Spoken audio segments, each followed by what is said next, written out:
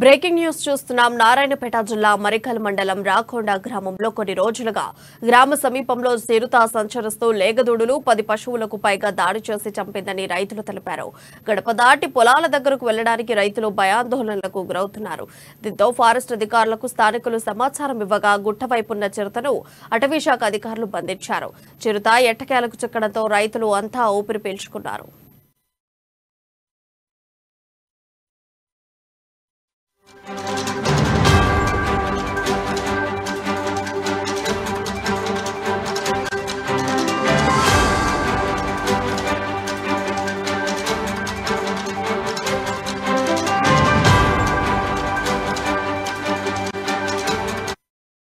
నారాయణపేట జిల్లా మరికల్ మండలం రాకొండ గ్రామంలో కొన్ని రోజులుగా గ్రామ సమీపంలో చిరుత సంచరిస్తూ లేగదూడులు 10 పశువులకు పైగా దాడి చేసి చంపిందని రైతులు తెలిపారు.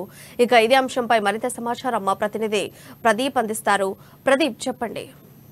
ప్రియా, నారాయణపేట జిల్లా సమీపంలో చిరుత సంచారం గత కొన్ని రోజులుగా జరుగుతుంది. అయితే చుట్టుపక్కల వ్యవసాయదారులు మొత్తం ఈ చిరుత సంచారంతో భయాందోళనకు గురయ్యారు.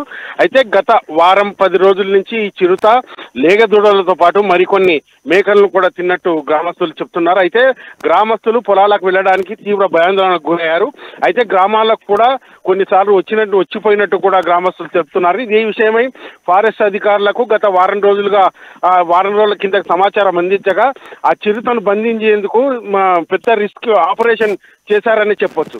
అయితే వారం రోజులుగా చిరుత సంచారం కోసం, చిరుత అడుగుజాడల కోసం ఫారెస్ట్ అధికారులు ఆ గుట్ట చుట్టూ మరియు పరిసర అడవి ప్రాంతాల్లో తనిఖీలు నిర్వహించారు.